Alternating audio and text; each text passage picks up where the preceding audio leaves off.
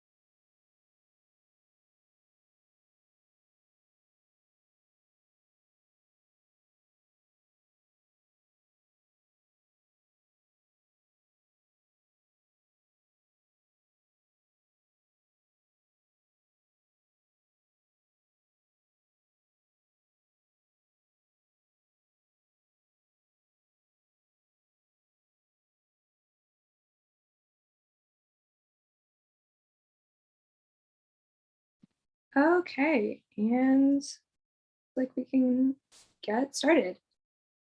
So welcome everybody to today's Knowledge Cafe conversation about the value of cleaner waterways. We are really grateful for all of you to take the time to be here today. My name is Liliana Bechtold. I'm a work study student with the School of Cities, and I'll be hosting today's session. Just before we begin, I would like to take a moment to acknowledge the land that I and maybe some of you are also situated on, Tikaranto, which means where trees take root in the water.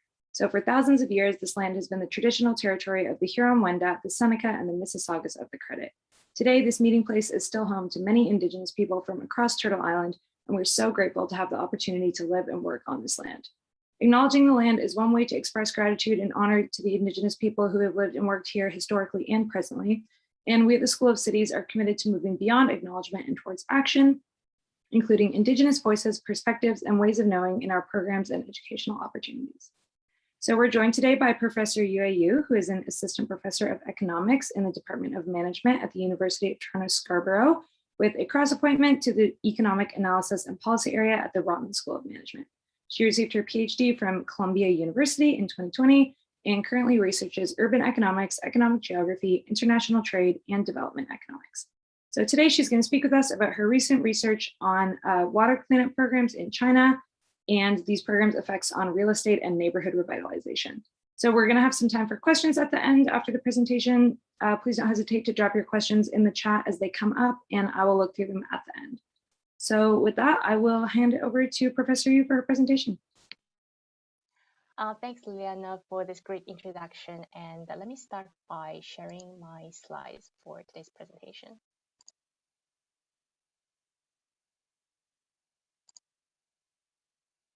All right, so let me know if you can now see the slides. So thanks for including me into this seminar series. Today, I'll present a joint work with Qianyang Zhang from Columbia University. The project is titled The Value of Cleaner Waterways, Evidence from the Black and Smelly Water Program in China. This project is still in its preliminary stage, so I look forward to your comments and questions. And during the presentation, if there is any clarification question, feel free to just jump in and ask. So, to begin with, water pollution is a major environmental problem for many cities in developing countries.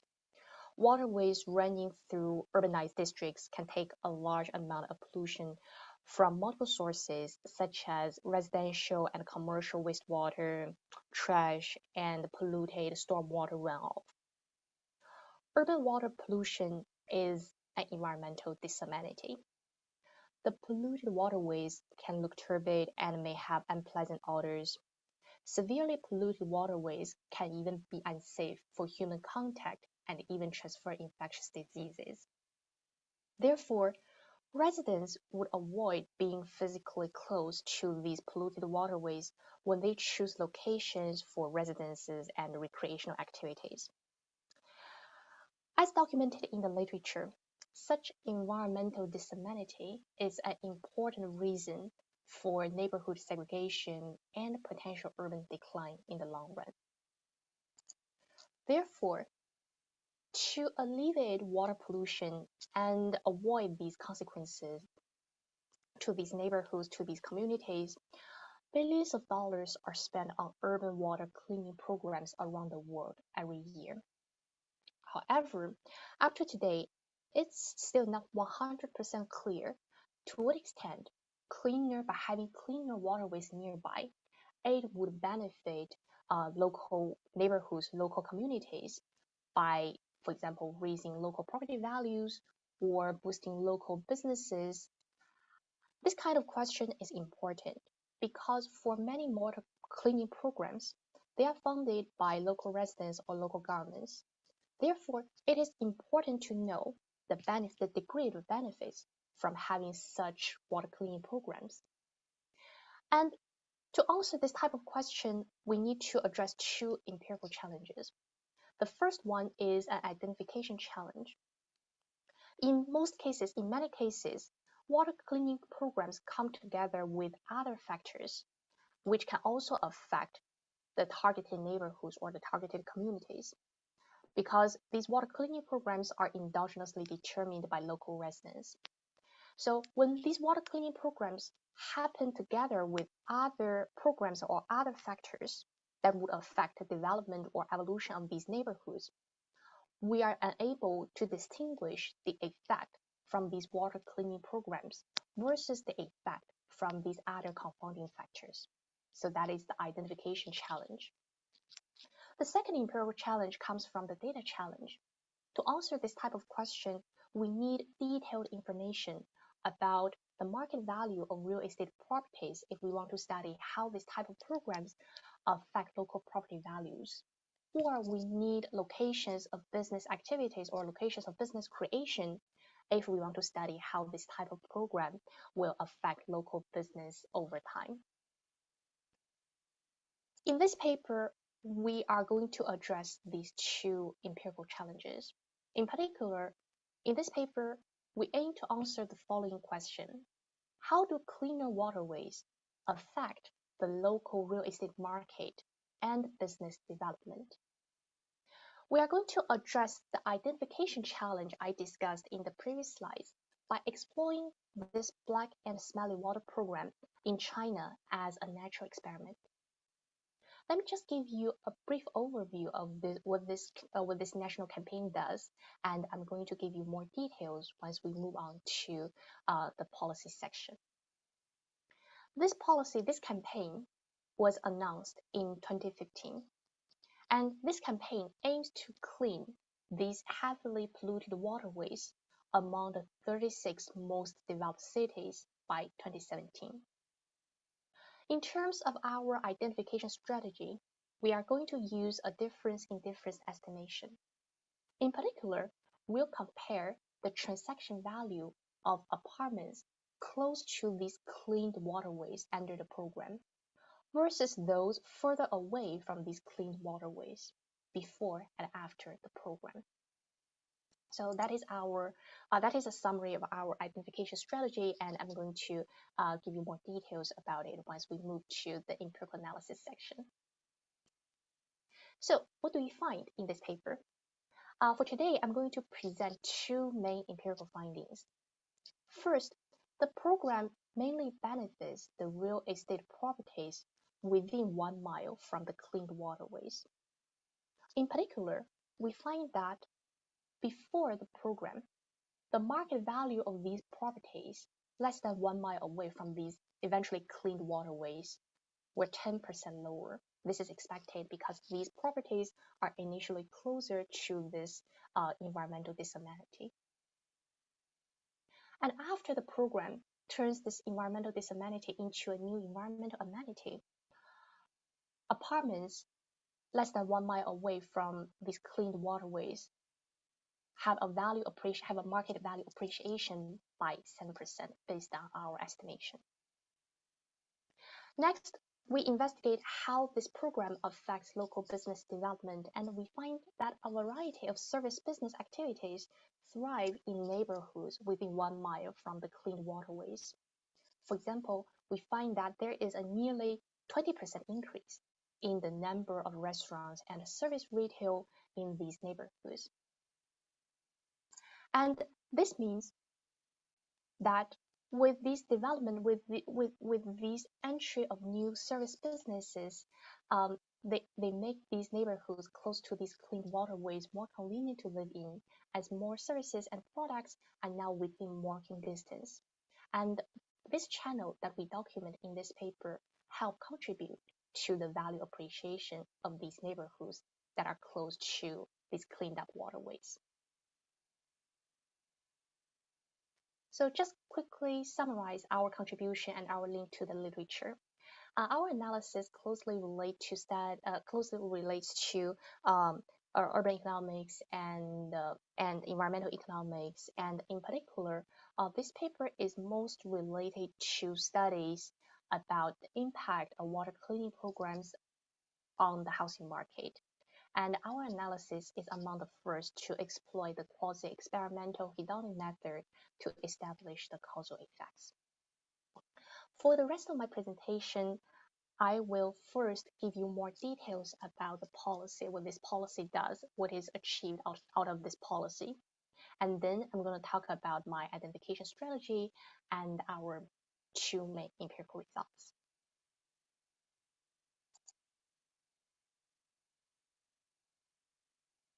So, the Black and Smelly Water Program.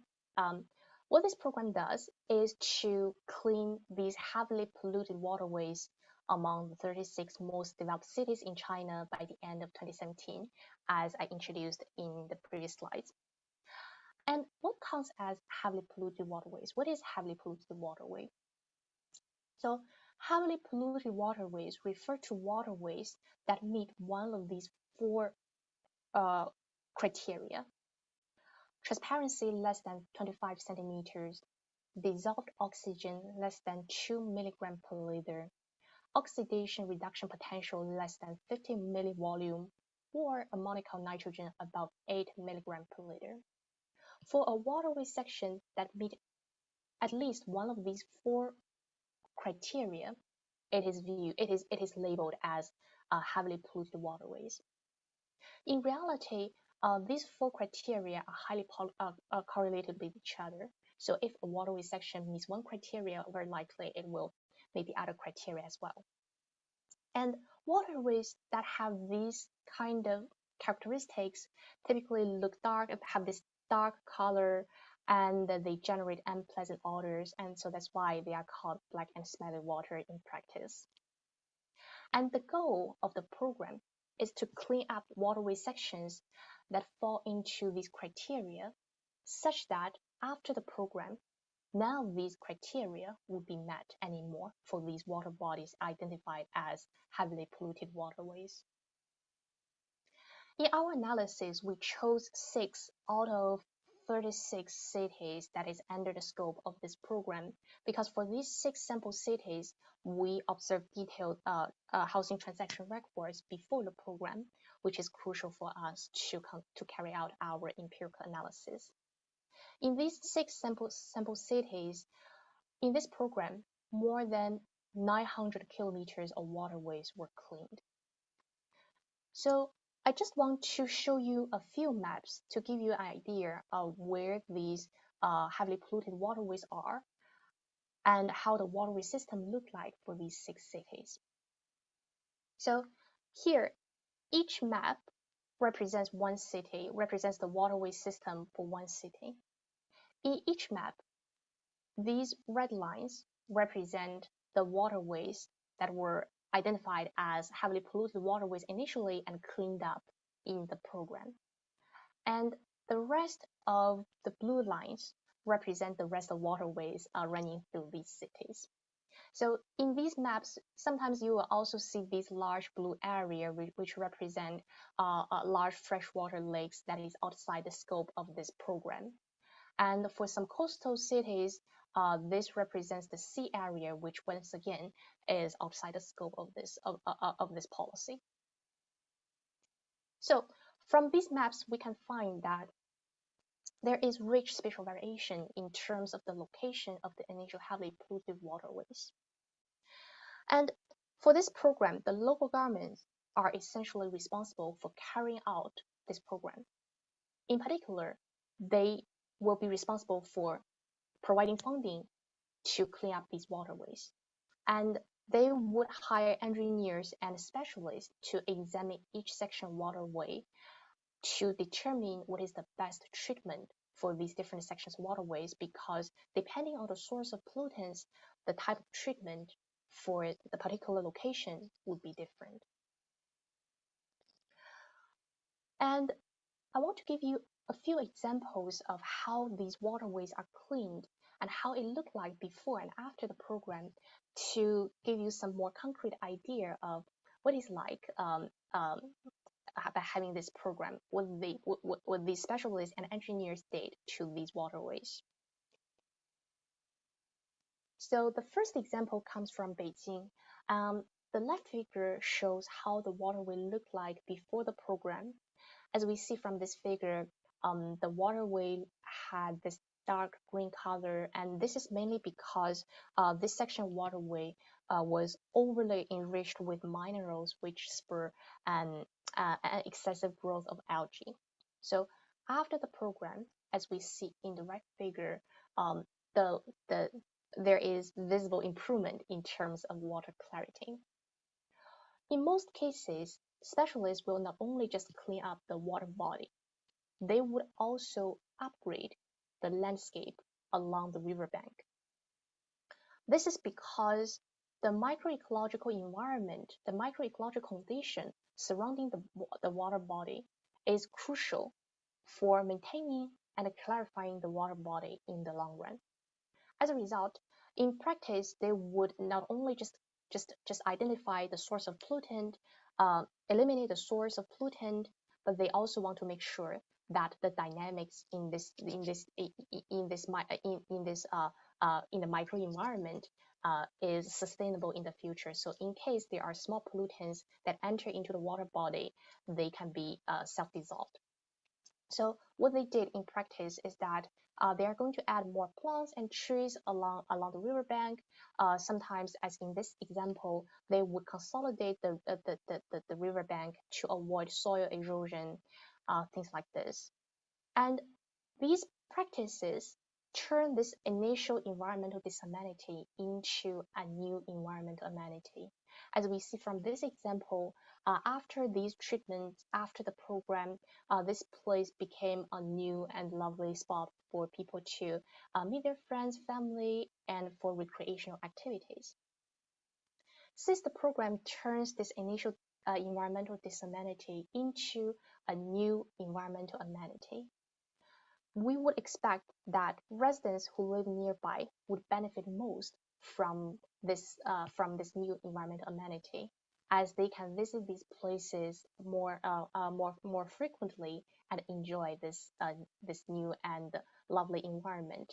However, for residents who live very far away from these cleaned waterways, they would benefit relatively little directly out of this program, because it would be too far for them to visit these places. And correspondingly, we would expect that if there's anything that is happening in the housing market in response to this program, then the housing price in the nearby neighborhoods, in the neighborhoods close to these clean waterways, would increase relative to the housing price of neighborhoods that are far away from these cleaned waterways. So that is going to be the main logic in our regression analysis that I'm going to explain in more detail in the next section. But before we move on to the empirical analysis, I just want to give you the program timeline. So the program started in August 2015. It is when the central government announced that we are going to clean up these heavily polluted waterways. So they send out the program guideline about what we are going to do. And the local governments quickly get involved and start carrying out the project. In particular, during January 2016 to December 2017, they identified the locations of these heavily polluted waterways that need to be treated by under the requirement of the program. They hire specialists to examine these sections of waterways and design treatment methods and implement these treatments. So all were complete by the end of December 2017. So there is a very quick rollout of this program. Therefore, we define from January 2016 to December 2017 as during the program, and from January 2018 to today as after the program. The program successfully reduced the pollution level of these treated waterways. According to the monthly reports from monitoring sites at these treated waterways, here we plot the average pollution level across all these monitoring sites at or near the treated waterways, and we find that during and after the program, there is this continuous reduction in terms of average pollution level. But we need to keep in mind that this is just suggestive evidence because the network of water quality monitoring sites is quite sparse compared to the waterway system, compared to the waterway maps that we saw a few slides ago.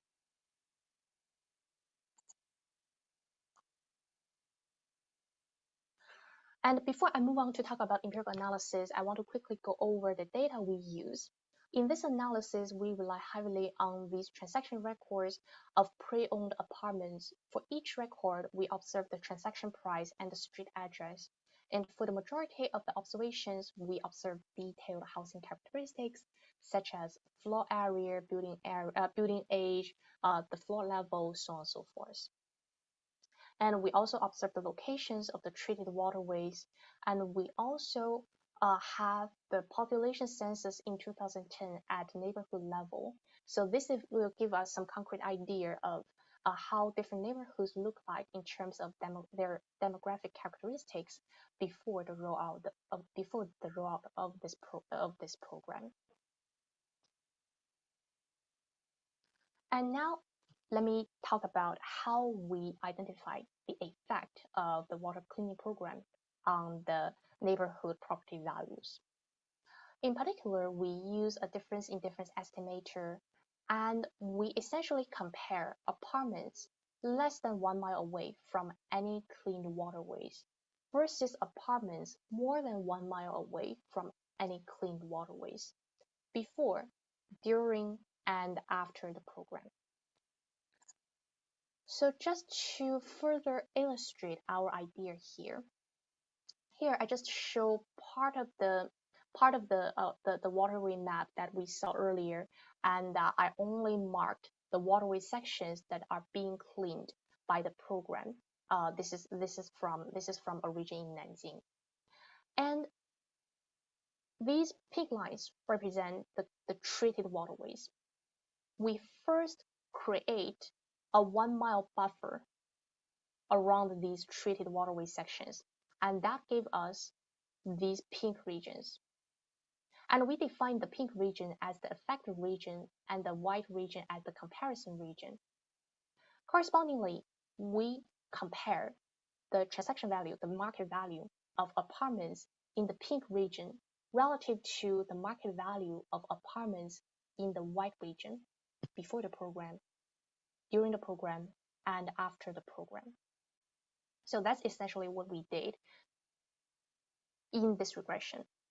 Correspondingly, beta 1 tells us the price differential of apartments in the pink region compared to apartments in the white region before the program. So if we find that, according to the estimation, if we find that beta 1 is negative, that means before the program, apartments closer to these initially heavily polluted waterways were cheaper in terms of their market value compared to apartments more than 1 mile away from any clean from these initially heavily polluted waterways. Next, beta 2 will tell us the differential change in the market value appreciation of apartments in the pink region compared to apartments in the white region. So if beta 2 is positive, it tells us that the market appreciation is greater for apartments in the pink region compared to apartments in the white region during the program. And that means the introduction of this program causes a relative market value appreciation of apartments close to these treated waterways, close to these clean waterways. Similarly, beta 3 would tell us that after the program, the price, the differential change in the market value of apartments in the pink region compared to the white region. And once again, a positive beta 3 would tell us that because of the program, the market value of apartments in the pink region would increase by beta 3 times 100% more compared to apartments in the white region. So that is the mapping between our regression here and our treatment and control region. And there's one question left. Why do we choose 1 mile as the cutoff region to define the affected area and the unaffected area? And this is because, according to the beam analysis, around 1 mile, it is when we no longer find differential price change between the area of focus and the control area in this analysis. So in this analysis, we take this assumption that for apartments more than 5 kilometers away from any clean waterways, they are not directly affected by this program at all. So we use apartments more than 5 kilometers away from any clean waterways as the ultimate control group. And we compare each subgroup of apartments with the ultimate control group before and after the program, just as we did for the baseline. And therefore, we would estimate the relative price change, the relative market value appreciation of apartments, say from 0 to 500 meters away from these clean waterways. And this coefficient tells us the relative market value appreciation for apartments from 500 to 1,000 meters away from any clean waterways, so on and so forth. So we find that around 1 mile, we no longer find differential effect, and that's how we choose 1 mile as our cutoff distance. But in our analysis, we did play with the cutoff and show that the patterns are always consistent when we choose slightly different cutoffs. For example, when we choose 2 kilometers as the cutoff, results in terms of patterns are similar. That said, now let me show you some estimation results. So let's focus on column 1 for now. The first coefficient corresponds to the estimation of beta 1, which tells us the price differential of apartments in the pink region, in the affect region, versus the comparison region before the program. We find a negative sign, which tells us that before the program, apartments closer to these initially heavily polluted waterways were cheaper. This is expected because they are closer to this initial environmental disadvantage. So all else equal, their market value would be lower. So this is expected. Moving to the second number, 0.048. This number tells us that during the program, the market value for apartments in the affected area, the market value for apartments less than 1 mile away from these clean waterways increased by about 5% relatively. And finally, the last number corresponds to the estimate of beta 3, which tells us that the market after the program, the market value of apartments less than 1 mile away from any clean waterways increased relatively by 7%. So we interpret these two numbers as the impact of the water cleaning program on the market value of apartments in the nearby neighborhoods. We conduct a series of robustness checks, which I put in the appendix. And here I show you that if we use different cutoff, for example, if we use 2 kilometers as the cutoff, the main pattern stays the same. Initially, the value of these apartments is lower, and during the program, and especially after the program, the market value of apartments close to these clean waterways increase relatively.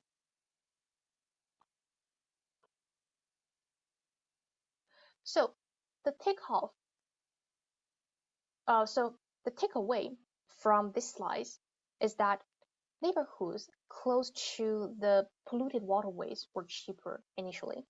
After the program, these neighborhoods, the market value of apartments in these neighborhoods increased since the environmental disamenity turned into this new environmental amenity because of the program. And next, we want to investigate how business activities change in the affected area after the program. So we would expect that after the program, as these clean waterways attract more residents to move in, they attract more visitors to come, it creates new business opportunities for these neighborhoods. As a result, more business stores would move into these neighborhoods. So to test our idea here, we first divide the space into these 1 kilometer times 1 kilometer cells. And we have 2 snapshots of the locations of business stores, one from 2015, one from 2019, and they are from a Chinese version of Google Map. So on the map, you will see all these pins showing you the locations of different types of stores, such as restaurants, convenience stores, so on and so forth. With this data, we are able to count the number of stores in each cell. And we are going to conduct a similar difference in difference estimation to see how after the program, for the cells for these neighborhoods close to these clean waterways, whether there's a relative increase in terms of business stores, in terms of business activities. So what do we find? We find that for a variety of service businesses, such as restaurants, service retail, auto service, medical service, and so on, we find a relative increase in terms of the number of stores in neighborhoods closer to the clean waterways. And this verifies our earlier conjecture that that these neighborhoods also attract new business to come in. And as more stores open in these neighborhoods, for neighborhoods close to these clean waterways, they also become more convenient to live in, because there are more and more products and services that are available within walking distance. And this is a channel that contributes to the housing price increase. So let me just quickly summarize what we find from this paper and what we are working on at the moment, and then we will move on to the open discussion. So to summarize, in this paper, we studied the local impact of the Black and Smelly Water program in China on real estate property values and local business growth. We find that the market values of real estate properties within 1 mile from the clean waterways appreciated by 7% after the program. We also show evidence that various service businesses thrive in the neighborhoods that are close to the clean waterways. So the main takeaway from our analysis is that for cities under continued expansion, like in our case for these developed cities in China, urban environmental programs can effectively increase the attractiveness of initially heavily polluted neighborhoods for both residents and new businesses. And therefore, this kind of program can help prevent urban decline in the long run. So I just want to quickly discuss what we are working on at the moment, and I look forward to your suggestions about what can be done based on what we have at the moment. So first of all, based on our estimation, we are able to have some back of the envelope analysis about overall how the housing markets in these neighborhoods close to the clean waterways would benefit from the program in terms of their market value appreciation. So that is something we are calculating at the moment based on our estimate, based on our regression estimation here. Another direction we are going towards at the moment is that we are applying these high resolution satellite images to construct water pollution indices for the universe of waterways that we saw in these waterway maps in 2015. So why do we do this? Because even though this is from our based on our conjecture, this is unlikely to happen, but still, in principle, it is possible that if residents from a neighborhood want to get some funding from the government to improve their neighborhood environment, to improve their neighborhood amenity in order to, say, increase their property values, and if they happen to have some political influence or political network to make it happen, then we would have some waterway sections that do not meet the criteria under the program, yet included into the program and got cleaned up. So in order to rule out this kind of concern, what we are doing is to have this universe of satellite images, and based on the reflectance rates in different spectrum in different spectrum sections, we are able to come up with some water pollution indices according to the remote sensing literature. And by doing so, we would be able to first show some evidence about to what extent this actually is in the data, or to what extent the water pollution indices line up with the actual treated waterways in our data set. So that is something that we are working on at the moment. So I think this is a good time to stop and move on to the discussion. Awesome. Thank you so much, Professor Yu. That was a really wonderful presentation. I feel like so much of the news that I hear about the environment and pollution has been so bad lately. So it's really nice to see something that is so hopeful like this. I know I have a lot of questions, and I'm sure that other people do too. So feel free to pop them in the chat and we can get to them.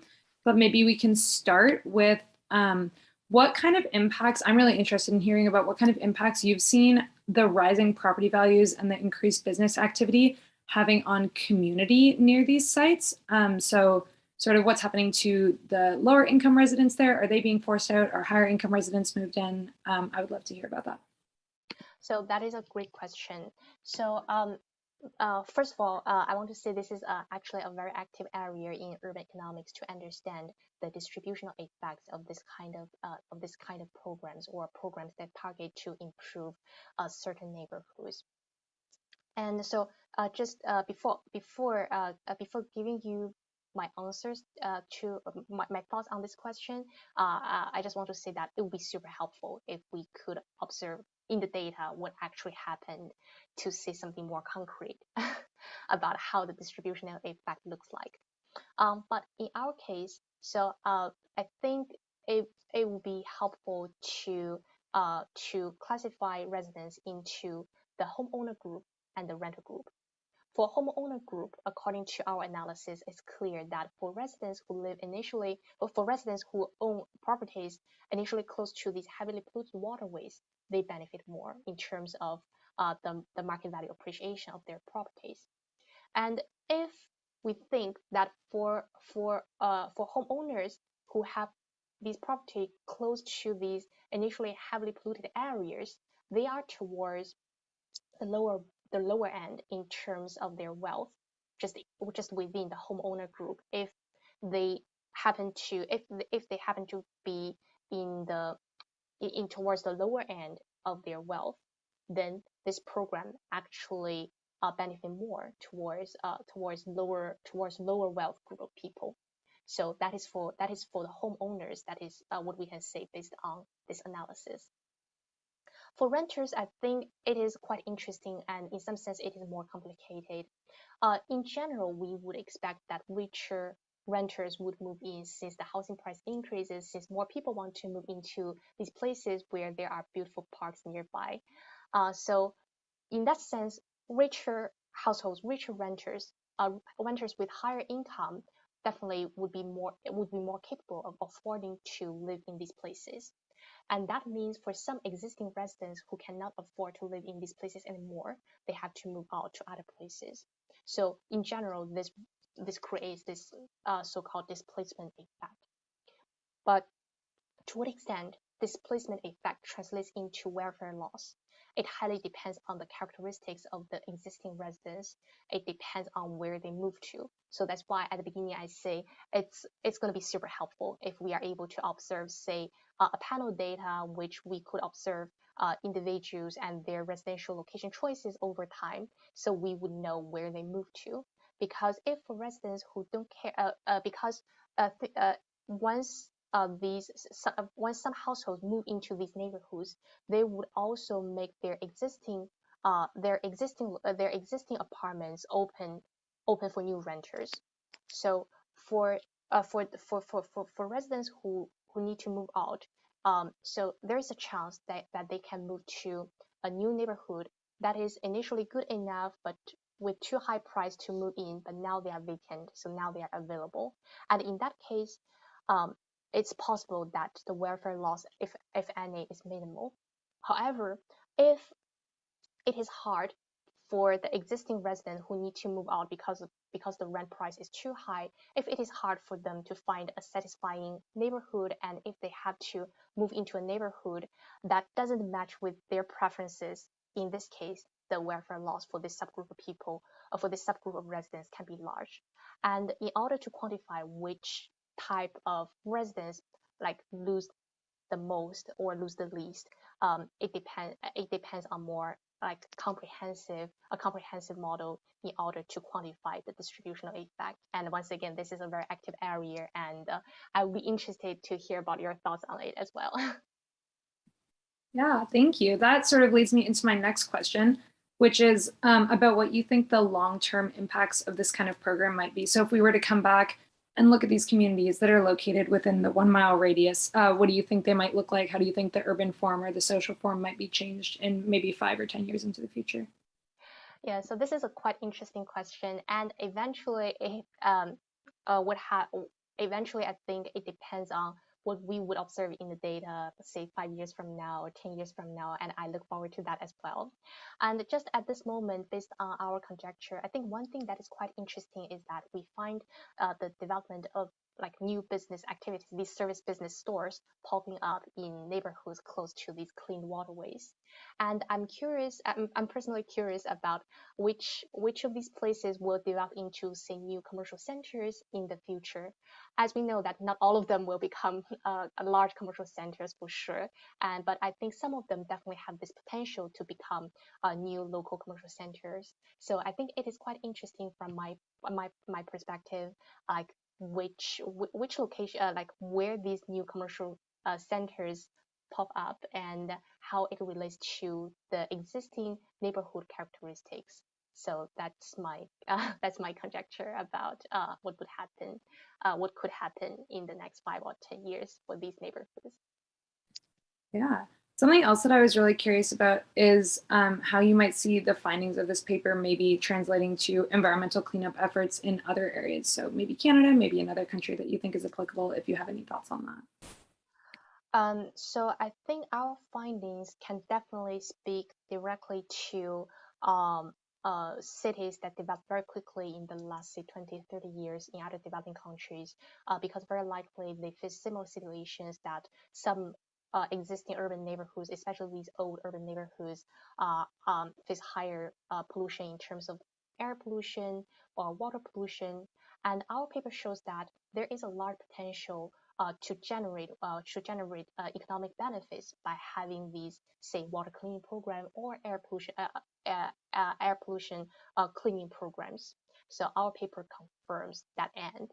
And this kind of program not only just affect the neighborhoods in terms of housing prices, they also encourage new business to pop up. So for local governments that seek to encourage local business, actually they could actually by providing funding to say environmental cleaning programs, it actually have this long-term benefits to create say new business centers or new business areas. So this is definitely something these cities in other developing countries could consider. And then moving to developed countries, so I think for developed countries like Canada, the preservation of fresh water is in a much better condition at the beginning. That said, there can still be situations where the water body get polluted because of some unforeseeable pollutants from different sources. And I think our paper provides a framework to quantify the potential cost from, say, adding pollutants into these waterways or the potential benefit of efforts to cleaning up these pollutants in the waterways. And we would have some first step sense about the magnitude of economic benefit of reducing the pollution level, and we would have some idea about which neighborhoods benefit most or potentially benefit from this kind of program before we decide whether we want to implement these programs and where we implement these programs. Awesome, thank you. We have a question from the chat. So what do you think the future of this program might be in China? Do you see, I know you said that it's local governments right now who are sort of funding and responsible for the activities, but do you see it maybe scaling up, or what do you think could happen in the future? So this is a quite interesting question. Actually, right before the COVID, the Chinese central government is actually trying to expand the scope of this program to these relatively less developed cities. However, we're interrupted by the COVID, but as we are, as hopefully we are recovering gradually back to normal, I think this is still a quite important issue on the desk for the Chinese government. Because it just, if we look back of the last 10 or 15 years, there is just increasing awareness of environmental issues, and there's an increasing demand for cleaner air, cleaner water, and a better living environment, especially in these more developed cities, especially as more and more cities become relatively developed cities. So this is definitely an area that will keep developing, keep expanding over time. So I also so I guess what I want to say is that so I definitely hope that after the end of pandemic, this the expansion of this type of program will resume, and hopefully this will benefit more and more regions, more and more cities. And I think one thing that came to my mind, that I think one concern to expand this kind of program to just everywhere in China or for other developing countries is that for some smaller cities, maybe they do not have enough funding to clean up all these waterways, because for some waterways it takes a lot of investment in order to fully clean up the source of the pollutants. And I think in such cases, as part of the progress, our results could say something about suppose we have limited funding, suppose we cannot just target every place in that city, which part we want to start first, which part would generate the largest benefit. So we would start from where there is the highest marginal revenue, the highest marginal benefit, and then keep expanding the program over time. So that is something that I think our results can speak to as well. Thank you. I see that Karen has her hand up. So Karen, if you want to go ahead. Yeah, I just wanted to congratulate you on a wonderfully done analysis. Just really great data and very thoughtful and impeccable methods. I've done recently some similar difference in difference type work. And so I had a question about it, because in just sort of the feedback I got from my work looking at efforts to build new parks and then their impacts on local communities. And what people said to me was, well, first of all, you're looking only at the new parks, but at the same time as they were doing the parks, they were doing all these other types of investments. So how did you account for all those kinds of intervening variables? And I would imagine you would have a similar thing. And then the other critique I got, which I think is relevant to your work too, is that people said, well, how do you know they weren't really building parks in the comparison areas? So, maybe they were doing some form of environmental cleanup in your comparison, in your control areas that, even if it's a different program. Yeah, so this is a fair question, and this is a question that I believe that whenever we use this kind of analysis, this kind of like difference in difference framework, we will run into how to address the confounding factors. I think this is definitely like an open area for discussion, and I think in my case, I think and in general, if the program is, for example, imposed by the central government instead of the local government, then that would rule out some concerns that if these local governments want to say improve or want to target certain neighborhoods or target certain regions, they would just throw in all types of programs at one time. And in our case, it kind of simplified things in terms of identification because this program came from the central government, and therefore the timing of this program compared to the programs at the local level, well, there will be a difference. So that is the first response. And another thing is that in our analysis, we would actually control for say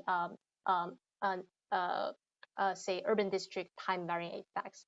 In that sense, we are comparing like within an urban district whether some apartments are relatively closer to the clean waterways versus other apartments. So by narrowing down the region of analysis into relatively smaller area, we make sure that if there are other things that are happening at the local government level, then that will be controlled for that will be picked up by the region time varying effects. So that is another way to address this kind of concern. But you are absolutely right that if there are other things that happen at the same time that could correlate with the treatment effect, the best way we can do is to have some proxy or have some control variables to include that and see whether that changes our result. But that is a tough question. That's great. Thank you. I think we have time for maybe one more question before we wrap it up. So from the chat, have you seen similar programs implemented elsewhere? And sort of in the same vein, do you think that similar efforts might be possible somewhere else with less or little to no state funding? So I think that is a very interesting question. I'm pretty sure that I'm pretty sure that many local governments around the world will at least try to implement this kind of program, but maybe not at the national level, but at more local level. And in that sense, if the local residents feel the need, if they want to have, say, cleaner waterways in their neighborhood, they would influence the local governments to have such type of program, maybe at a smaller scale. So in that sense, it makes our setting in some sense unique because this is a relatively large scale program that happened very quickly, that just rolled out in 2 years. So just in terms of whether it is possible to have similar program without any state funding, definitely yes, because our analysis shows that by having cleaner programs, it does benefit local neighborhoods, and we can quantify to what extent which neighborhoods benefit the most from this kind of program.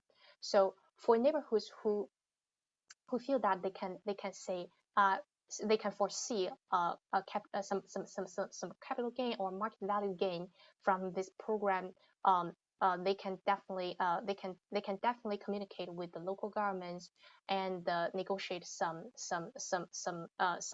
transfer method For example, they could have some ways to support the local government to carry out this program, because these residents eventually would benefit from this program as well, because of the market value appreciation of their properties. So this kind of like collaboration between neighborhoods and local governments, and in some sense a bit of self-organization, definitely has a lot of potential based on our analysis.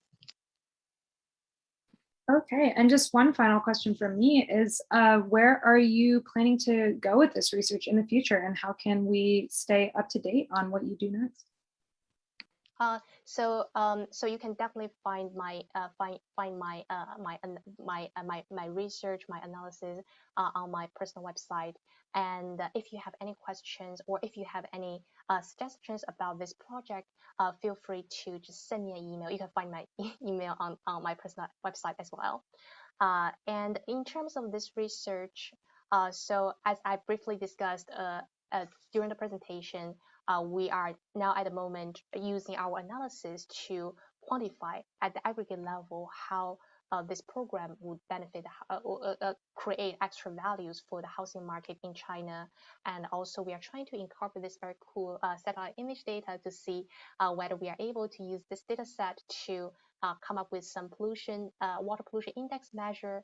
And this also opens up the potential of using satellite images as an alternative source for water pollution water pollution monitor at large scale for the future. So that's how I see the direction of this project in the near future.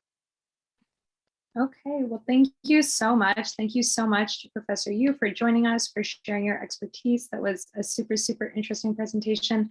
Thank you so much to everybody who gave us their time to come out and listen. And we have other Knowledge Cafe discussions coming up, so keep an eye out. They will be posted on the School of Cities website and our social media. So thank you again so much, everybody, and have a great day. Thank you, and thanks for coming.